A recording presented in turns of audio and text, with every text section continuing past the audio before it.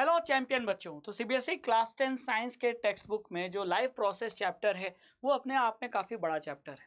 अब इस चैप्टर को पढ़ना और इसको रिवाइज करना दोनों बच्चों को एक हेक्टिक टास्क लगता है, लेकिन आज के इस वीडियो में मैं आपको लाइफ प्रोसेस चैप्टर का रिवीजन कराने वाला हूँ। ये वीडियो पूरा वन शॉट रहेगा, लेकिन ये वन शॉट फ्लो चार्ट के थ्रू कराऊंगा। जी हाँ, फ्लो चार्ट के थ्रू आपका लगभग 15 मिनट के अंदर पूरा चैप्टर रिवाइज हो जाएगा। तो ये वन शॉट बिल्कुल नया है, ऐसा वन शॉट किसी ने नहीं बनाया है। ये वन शॉट आपको रिवीजन में बहुत हेल्प करेगा। तो चलिए इस वीडियो को स्टार्ट करते हैं। ठीक है, सबसे पहले लाइफ प्रोसेस चैप्टर में हमको ये पढ़ना होता है कि लाइफ प्रोसेसेस क्या होते हैं। तो बेसिकली आपके एनसीईआरटी में इस चैप्टर में लाइफ प्रोसेसेस 4 टाइप के बताया है: न्यूट्रिशन, रेस्पिरेशन, एक्सक्रीशन और ट्रांसपोर्टेशन।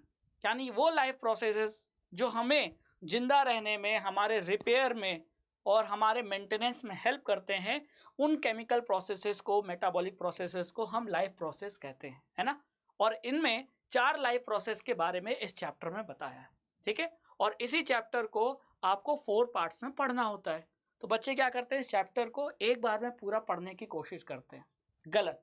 आपको क्या करना है, क्योंकि चैप्टर में 4 लाइफ प्रोसेसेस के बारे में मेंशन है, तो सारे प्रोसेसेस को अलग अलग पढ़ो और फिर रिवीजन के टाइम में एक साथ पढ़ो। अब मैं आपको रिवीजन करा रहा हूँ तो पूरा चैप्टर हम एक साथ पढ़ेंगे, लेकिन फ्लो चार्ट के थ्रू।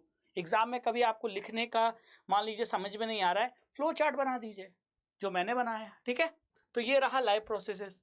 अब आता है इसमें सबसे पहला जो पढ़ना होता है वो होता है न्यूट्रिशन। न्यूट्रिशन 2 टाइप का होता है: autotrophic nutrition, heterotrophic nutrition. Autotrophic nutrition कहाँ पाया जाता है? प्लांट्स में, एल्गी में और कुछ बैक्टीरिया में।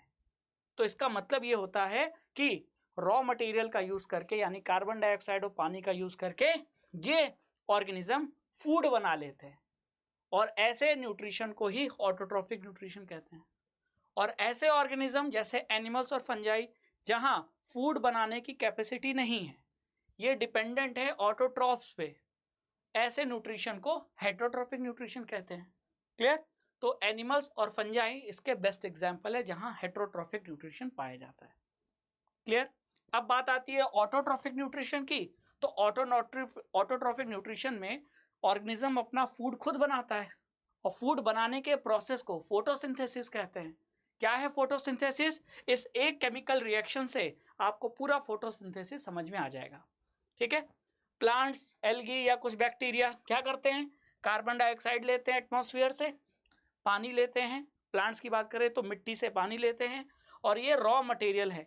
और फिर जो पत्तियों में क्लोरोफिल पिगमेंट होता है ग्रीन कलर का, जिसके वजह से पत्तियां हरी नजर आती हैं, ग्रीन, वही क्लोरोफिल सनलाइट की एनर्जी को ट्रैप करके, यूज करके कार्बन डाइऑक्साइड और पानी को कन्वर्ट कर देता है ग्लूकोज में। साथ ही साथ ऑक्सीजन बनता है जो रिलीज हो जाता है, और पानी बनता है, और यही ग्लूकोज प्लांट का क्या है? फूड। ठीक है, और इस टाइप के प्रोसेस को हम फोटोसिंथेसिस कहते हैं। और इसी फोटोसिंथेसिस से ऑटोट्रॉप्स यानी प्लांट्स, एल्गी और बैक्टीरिया अपना फूड बना लेते हैं। और इस टाइप के न्यूट्रिशन को बनाने का जो प्रोसेस है वो ऑटोट्रॉफिक न्यूट्रिशन कहलाता है। क्लियर? तो इस एक स्टेप से, इस एक प्रोसेस से आप पूरा ऑटोट्रॉफिक न्यूट्रिशन समझ जाते हैं। अब ऑटोट्रॉफिक न्यूट्रिशन से ही जो ऑक्सीजन गैस रिलीज हो रही है, मतलब फोटोसिंथेसिस से जो ऑक्सीजन गैस रिलीज हो रही है, यही ऑक्सीजन हम ऑर्गेनिज्म यूज कर लेते हैं, और हम जो कार्बन डाइऑक्साइड छोड़ते हैं वो प्लांट यूज कर लेता है। और इस तरीके से नेचर में बैलेंस बना हुआ है। ठीक है, चल अब आगे चलते हैं। अब हम हेटरोट्रॉफिक न्यूट्रिशन में, जो न्यूट्रिशन ह्यूमन बींग्स हैं, हमें हेटरोट्रॉफिक न्यूट्रिशन पाया जाता है। तो आइए हमने देख लेते हैं कि कैसे कैसे हेटरोट्रॉफिक न्यूट्रिशन अचीव होता है। ठीक है, तो न्यूट्रिशन का मतलब प्रोसेस ऑफ ऑब्टेनिंग न्यूट्रिएंट्स।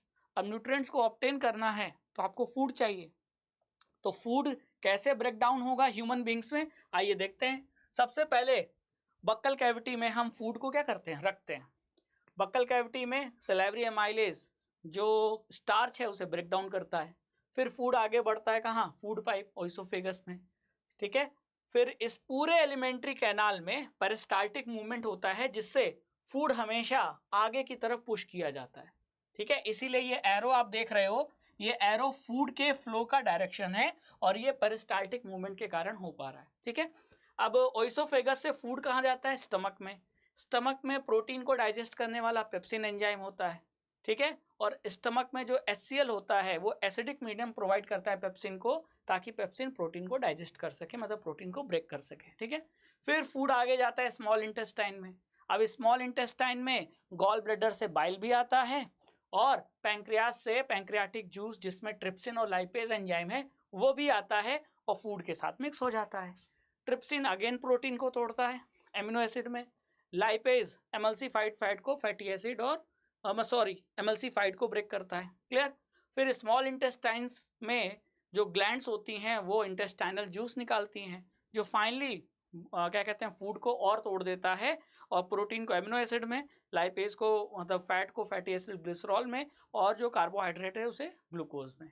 फिर फूड आगे बढ़ता है लार्ज इंटेस्टाइन में, ठीक है। लार्ज इंटेस्टाइन में पानी का एब्जॉर्प्शन होता है, क्योंकि जो ब्रेकडाउन फूड्स हैं उनका एब्जॉर्प्शन स्मॉल इंटेस्टाइन में विलाई के थ्रू हो चुका है, ठीक है। फिर लार्ज इंटेस्टाइन से फूड अनडाइजेस्टेड, जो अब हम उसको कहते हैं कि अब उसकी ज़रूरत नहीं है, वेस्ट फूड एनस के थ्रू बाहर निकाल दिया जाता है। तो इस तरीके से आपका न्यूट्रिशन अचीव होता है। ब्रेकडाउन हुआ यानी डाइजेशन, फिर न्यूट्रिएंट्स का एब्जॉर्प्शन हुआ, ठीक है, और फिर बॉडी में एसिमिलेशन हुआ, क्लियर। और बाकी अनडाइजेस्टेड फूड एनएस के थ्रू बाहर कर दिया गया। चलिए आगे चलते हैं। अब बात आती है रिस्पिरेशन की। रिस्पिरेशन दो टाइप का होता है, एक एरोबिक रिस्पिरेशन जिसमें ऑक्सीजन की ज़रूरत पड़ती है, ठीक है, और दूसरा एनारोबिक रिस्पिरेशन जिसमें ऑक्सीजन की ज़रूरत नहीं पड़ती है, एब्सेंस ऑफ ऑक्सीजन में होता है। लेकिन बेसिकली रिस्पिरेशन है क्या? आपने फूड खाया, क्यों खाया? ताकि आपको एनर्जी मिले। तो फूड से एनर्जी ऑब्टेन करने के प्रोसेस को ही रिस्पिरेशन कहते हैं। अब फूड से एनर्जी ऑब्टेन करने के लिए अगर ऑक्सीजन की ज़रूरत पड़ी तो ऐसा रिस्पिरेशन एरोबिक, अगर ऑक्सीजन की ज़रूरत नहीं है तो एनारोबिक, ठीक है। एरोबिक रिस्पिरेशन में ग्लूकोज पहले पायरुवेट में ब्रेक डाउन होता है, और ये प्रोसेस साइटोप्लाज्म में होता है सेल के, और पायरुवेट के साथ थोड़ी एनर्जी भी रिलीज होती है, और फर्दर माइटोकॉन्ड्रिया में ऑक्सीजन के प्रेजेंस में पायरुवेट को और तोड़ा जाता है, और फुल प्रोडक्ट बनता है कार्बन डाइऑक्साइड, वाटर और एनर्जी, और ये कार्बन डाइऑक्साइड बॉडी रिलीज कर देती है, ठीक है, क्लियर। तो यहाँ जो एनर्जी रिलीज हुई ये एरोबिक रिस्पिरेशन के कारण हुई। तो फूड से एनर्जी ऑब्टेन हुआ तो हुआ ना रिस्पिरेशन, लेकिन ऐसा रिस्पिरेशन जिसमें ऑक्सीजन की जरूरत पड़ी। तो ये जो सेकंड स्टेप है यहाँ ऑक्सीजन की जरूरत पड़ रही है, और ये सेकंड स्टेप माइटोकॉन्ड्रिया में होता है, और इस टाइप के रिस्पिरेशन को एरोबिक कहेंगे। लेकिन एनारोबिक रिस्पिरेशन में दो एग्जाम्पल है। ग्लूकोज जब पायरुवेट में ब्रेक डाउन होता है, फिर आगे अगर ईस्ट की बात करें, ईस्ट एक ऑर्गेनिज्म है जहाँ पायरुवेट को ईस्ट इथेनॉल और कार्बन डाइऑक्साइड में ब्रेक कर देता है, और साथ ही साथ एनर्जी रिलीज होती है, जो एनर्जी ईस्ट यूज कर लेता है। लेकिन इस प्रोसेस में जो इथेनॉल बना, ये इथेनॉल क्या है? शराब। तो इसी प्रोसेस से शराब बनाई जाती है, और इसी एनारोबिक प्रोसेस को जिससे शराब बन रही है, इथेनॉल बन रहा है, उसी को कहते हैं फर्मेंटेशन, ठीक है। तो यही आपका रिएक्शन फर्मेंटेशन का है। नेक्स्ट, हमारी मसल्स की सेल्स में जब हम हाई एनर्जी की डिमांड होती है, जब हम एक्सरसाइज कर रहे हैं, जब हम बहुत ज़्यादा मेहनत कर रहे हैं, तो हमारी एनर्जी की डिमांड इतनी ज़्यादा बढ़ जाती है, वो एनर्जी एरोबिक रिस्पिरेशन से फुलफिल नहीं होती। तो बॉडी के मसल सेल्स में फिर एनारोबिक रिस्पिरेशन स्टार्ट हो जाता है, और इस रिस्पिरेशन में ग्लूकोज पायरुवेट में ब्रेक होता है, और पायरुवेट फर्दर लैक्टिक एसिड और एनर्जी में रिलीज हो जाता है ना। तो जो लैक्टिक एसिड यहाँ बनता है वो हमारे मसल्स में इकट्ठा हो जाता है, एक्युमुलेट हो जाता है, जिससे मसल्स में क्रैम्प आता है ना। आपने कभी कभी सोचा होगा कि नस चढ़ गई, सोचा क्या होगा, महसूस किया होगा, रात में सोए अचानक पैर नस चढ़ गई, दर्द हो रहा है, तो वो क्रैम्प आता है, उसको नस चढ़ना हिंदी में कहते हैं, लेकिन वो एक्चुअली क्रैम्प है, और वो लैक्टिक एसिड की वजह से आ रहा है, और ये क्वेश्चन एग्जाम्स में आते हैं, ठीक है। तो ये मसल सेल्स में हो रहा है, और ethanol carbon dioxide plus energy का बनना ये ईस्ट में हो रहा है, ठीक है। ये दोनों ही एनारोबिक रिस्पिरेशन है, क्योंकि दोनों में ऑक्सीजन की जरूरत नहीं पड़ रही, ठीक है। चलिए अब बात आती है ह्यूमन रेस्पिरेटरी सिस्टम की। अब अगर आपको बॉडी में एरोबिक रिस्पिरेशन से ग्लूकोज से एनर्जी प्रोड्यूस करनी है तो ऑक्सीजन चाहिए। तो ऑक्सीजन कहाँ से आएगा? जब आप ब्रीदिंग करोगे, और ब्रीदिंग में आप एयर को अंदर लोगे, कार्बन डाइऑक्साइड बाहर छोड़ोगे। तो इस ब्रीदिंग प्रोसेस में पूरा जो ऑक्सीजन एयर का फ्लो है वो कैसे है वो देख लीजिए। तो सबसे पहले एयर जो एंटर करती है वो हमारे नेजल पैसेज से एंटर करती है, ये हमारा नेजल पैसेज है। फिर यहाँ से आती है फेरिंग्स में, फेरिंग्स से आती है फिर लैरिंग्स में, लैरिंग्स से आती है ट्रैकिया में। ठीक है, ट्रैकिया में रिंग्स होते हैं जो कार्टिलेजिनस होते हैं, बोनी रिंग्स नहीं होते। ठीक है, और फिर ट्रैकिया से ब्रोंकाई, ब्रोंकियाई से ब्रोंक्यूल्स, और ब्रोंक्यूल से एल्वुलाई। और फाइनली एल्वुलाई में ऑक्सीजन और कार्बन डाइऑक्साइड का क्या होता है, एक्सचेंज। ठीक है, और ये मैं आगे अभी जब ट्रांसपोर्टेशन पढ़ेंगे तो वहां मैं लिंक करूंगा। ठीक है, तो इस तरीके से जो यहाँ से एयर के थ्रू ऑक्सीजन आया वो फिर ब्लड में चला गया, और ब्लड से जो कार्बन डाइऑक्साइड आया वो एल्वुलाई में आया, और जब सांस छोड़ा हमने तो ये वापस कार्बन डाइऑक्साइड बाहर आ गया। ठीक है, क्लियर। चलिए, अब आता है ट्रांसपोर्टेशन इन ह्यूमन बींग्स। क्योंकि ब्लड का फ्लो होना बहुत ज़रूरी है, क्योंकि ब्लड ही तो ऑक्सीजन, फूड सब लेकर सेल्स तक जा रहा है। ठीक है, तो उसको लगातार ब्लड को पंप करना पड़ता है ताकि ये सारा कुछ सेल्स तक पहुंचे, बॉडी के हर सेल तक। तो जो हमारा हार्ट है, ह्यूमन हार्ट, वो 4 चैम्बर से बना है। Right atrium, right ventricle, left atrium, left ventricle. सबसे पहले जो ब्लड एंटर करता है वो राइट आर्ट्रियम में एंटर करता है। ऐसा ब्लड जिसमें कार्बन डाइऑक्साइड है, यानी डीऑक्सीजनेटेड ब्लड, जो बॉडी के डिफरेंट पार्ट से वेना कावा के थ्रू राइट आर्ट्रियम में एंटर करता है। फिर यहाँ से राइट वेंट्रिकल जाता है, राइट वेंट्रिकल से पल्मोनरी आर्टरी के थ्रू ये कहाँ जाता है, एल्वुलाई में। क्यों जाता है, क्योंकि ब्लड में क्या है, कार्बन डाइऑक्साइड। कार्बन डाइऑक्साइड किसको दे देगा, अभी हमने पढ़ा था, एल्वुलाई को, और एल्वुलाई में जो ऑक्सीजन है वो ले लेगा। तो अब ब्लड में क्या आ गया, ऑक्सीजन। अब ब्लड हो गया ऑक्सीजनेटेड ब्लड। अब ये ऑक्सीजनेटेड ब्लड हमारी लंग्स से फिर पल्मोनरी वेन के थ्रू हमारे लेफ्ट आर्ट्रियम में जाएगा, लेफ्ट आर्ट्रियम के थ्रू लेफ्ट वेंट्रिकल में, और यहाँ से लेफ्ट वेंट्रिकल के से निकलेगा तो एओर्टा के थ्रू, जो हमारे शरीर की सबसे बड़ी आर्टरी है, एओर्टा के थ्रू ये ऑक्सीजनेटेड ब्लड हमारे पूरे बॉडी में डिस्ट्रीब्यूट हो जाएगा और पहुंचेगा कहाँ, सेल्स तक। सेल्स को ऑक्सीजन देगा, वापस कार्बन डाइऑक्साइड लेगा, और वापस कार्बन डाइऑक्साइड वाला ब्लड फिर से ये साइकिल रिपीट करेगा। तो इस तरीके से ये साइकिल चलती रहती है। ठीक है, तो ये फ्लो चार्ट आपको काफ़ी हेल्प करेगा समझने में। और आप देख पा रहे हो हमारे बॉडी में जो ब्लड है, हमारे हार्ट में जो ब्लड है वो 2 बार एंटर कर रहा है। एक बार यहाँ राइट आर्ट्रियम चैम्बर में, और एक बार वापस निकल कर यहाँ से लंग्स में गया और वापस हार्ट में आया, लेफ्ट आर्ट्रियम में। तो राइट आर्ट्रियम और लेफ्ट आर्ट्रियम फाइनली यहाँ बाहर एग्जिट कर रहा है। तो एंट्री करने से लेकर हार्ट से बाहर निकलने तक, एंट्री और एग्जिट के बीच में 2 बार एंट्री हो रही है ब्लड की, इसी को कहते हैं डबल सर्कुलेशन। एक बार हार्ट यहाँ एंटर किया, फिर लंग्स में चला गया ब्लड, फिर ब्लड वापस से हार्ट में एंटर कर रहा है लेफ्ट आर्ट्रियम में। तो राइट आर्ट्रियम और लेफ्ट आर्ट्रियम 2 जगह ब्लड की एंट्री हो रही है। ठीक है, इसी को कहते हैं डबल सर्कुलेशन। नेक्स्ट, अब प्लांट्स में ट्रांसपोर्टेशन की बात करें तो प्लांट्स में जो ट्रांसपोर्टेशन है, किस चीज़ का ट्रांसपोर्टेशन, पानी का, मिनरल्स का, फिर ग्लूकोज, एमिनो एसिड का। इसको कंडक्ट करने में, इसको ट्रांसपोर्ट करने में 2 टाइप के टिश्यू हेल्प करते हैं। एक है जाइलम, दूसरा है फ्लोएम। जाइलम का काम है वाटर और मिनरल्स को अपवर्ड डायरेक्शन में ट्रांसपोर्ट करना, और इसमें जाइलम की हेल्प करते हैं ट्रैकिड्स और वेसल्स, यानी जाइलम बना होता है ट्रैकिड और वेसल्स से। जबकि ग्लूकोज और एमिनो एसिड जो कहाँ बन रहा है, ग्लूकोज फोटोसिंथेसिस के थ्रू बनेगा। फोटोसिंथेसिस कहाँ होता है, पत्तियों में। अब पत्तियों में जो ग्लूकोज बना, उस ग्लूकोज की ज़रूरत नीचे रूट में भी हो सकती है, और ऊपर शूट के टिप, फ्रूट, बड में भी हो सकती है। तो खाने का जो ट्रांसपोर्टेशन है, जिसे हम ट्रांसलोकेशन भी कहते हैं, उसका फ्लो डायरेक्शन अपवर्ड भी होता है, डाउनवर्ड भी होता है। और ये हेल्प करता है कौन, फ्लोएम करने में। और फ्लोएम बना होता है 2 टाइप्स के कंपोनेंट से, सीव ट्यूब्स और कंपेनियन सेल्स। यानी प्लांट्स में पानी और मिनरल्स का ट्रांसपोर्टेशन हमेशा अपवर्ड डायरेक्शन में होगा, लेकिन प्लांट्स में खाने का, फूड का, यानी ग्लूकोज का, एमिनो एसिड का ट्रांसपोर्टेशन अपवर्ड डायरेक्शन में भी होता है और डाउनवर्ड डायरेक्शन में भी होता है। और ट्रांसपोर्टेशन ऑफ फूड में हेल्प करता है फ्लोएम, जो बना होता है सीव ट्यूब्स और कंपेनियन सेल से। और जाइलम बना होता है ट्रैकिड ऑफ वेसल्स, जो वाटर और मिनरल्स के ट्रांसपोर्टेशन में हेल्प करता है अपवर्ड डायरेक्शन में। ठीक है, चलिए फिर आता है एक्सक्रीशन इन ह्यूमन बींग्स। भाई ब्लड में तो वेस्ट भी तो है, उसे रिमूव भी तो करना है। वेस्ट के फॉर्म में क्या है, यूरिया। तो ब्लड में जो यूरिया उसे बाहर निकालना है तो कोई ऑर्गन चाहिए, ऑर्गन का सिस्टम चाहिए।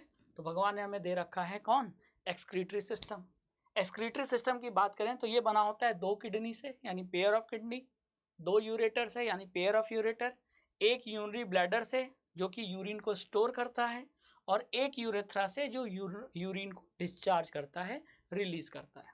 ठीक है, तो ये एग्जाम में पूछा भी गया था कि ह्यूमन एक्सक्रीटरी सिस्टम का वो ऑर्गन बताइए जो यूरिन को स्टोर करता है। तो आंसर क्या होगा, यूरिनरी ब्लैडर। यहाँ मान लीजिए यूरिन क्या है, स्टोर है। और जो यूरिन को रिलीज करता है वो ऑर्गन कौन सा हो गया, यूरेथ्रा। ठीक है, तो ये हो गया ह्यूमन एक्सक्रीटरी सिस्टम। अब जो किडनी है वो फर्दर बहुत सारे नेफ्रॉन से बनी होती है, और ये एक नेफ्रॉन का आप स्ट्रक्चर देख रहे हो। ठीक है, नेफ्रॉन के स्ट्रक्चर में जो कप शेप है ये बोमेंस कैप्सूल है, इसके अंदर कैपिलरीज का नेटवर्क है जिसे हम ग्लोमेरुलस कहते हैं। तो इम्प्योर ब्लड आया जिसमें यूरिया है, ब्लड को फिल्टर किया गया, तो जो फिल्ट्रेट है वो नीचे इकट्ठा हो गया और प्योर ब्लड को वापस ब्लड बॉडी में भेज दिया गया। अब जो फिल्ट्रेट है उसमें बहुत सी सारी काम की चीज़ें हैं। तो जैसे जैसे फिल्ट्रेट आगे बढ़ेगा तो इस नेफ्रॉन का जो ये ट्यूबुलर पार्ट है, ट्यूबुलर पार्ट में कुछ सेलेक्टेड चीज़ों का जो काम की हैं, जैसे कि ग्लूकोज, एमिनो एसिड, थोड़े बहुत सॉल्ट, बहुत सारा पानी, ये सारी चीज़ें फिल्ट्रेट में काम की हैं। तो इनका सेलेक्टिव रीअब्जॉर्प्शन हो जाता है। सेलेक्टिव रीअब्जॉर्प्शन क्यों बोल रहे हैं, क्योंकि हर चीज़ का रीअब्जॉर्प्शन नहीं हो रहा है, कुछ सेलेक्टेड सब्सटेंस जैसे कि ग्लूकोज, एमिनो एसिड, सॉल्ट और वाटर का रीअब्जॉर्प्शन हो रहा है, इसीलिए इसे सेलेक्टिव रीअब्जॉर्प्शन कह रहे हैं। और ये कहाँ होता है, नेफ्रॉन के ट्यूबुलर पार्ट में। ठीक है, तो सारी काम की चीज़ें वापस बॉडी में खींच ली जाती हैं, और फाइनली यहाँ जब फिल्ट्रेट पहुँचता है तो वो यूरिन बन चुका होता है, जिसमें क्या है, जिसमें आपके थोड़े बहुत सॉल्ट हैं, पानी है और यूरिया है। ठीक है, और फिर ये वापस बाहर निकाल दिया जाता है। क्लियर, और इस तरीके से ये नेफ्रॉन में आप यूरिन का फॉर्मेशन पढ़ रहे हो। डन। तो इस तरीके से हमारा पूरा जो चैप्टर है लाइफ प्रोसेस, उसको हमने फ्लो चार्ट के थ्रू पढ़ा। ठीक है, अब कई बार होता है कि आपने जैसे कि चैप्टर पढ़ते समय ये अक्सर कंप्लेन आती है कि एनसीईआरटी का चैप्टर समझ में नहीं आ रहा है, उसका भी हमने सोल्यूशन निकाल रखा है। लेकिन पहले आपको ये वीडियो कैसा लगा हमें कमेंट सेक्शन में ज़रूर बताइए, क्योंकि मैंने कोशिश की कि चैप्टर को नए तरीके से, यूनिक तरीके से, और एक ऐसा तरीका जो यूट्यूब पर किसी ने नहीं कराया है। वन शॉट तो मिलेगा, लेकिन वन शॉट में फ्लो चार्ट के थ्रू वन शॉट नहीं मिलेगा।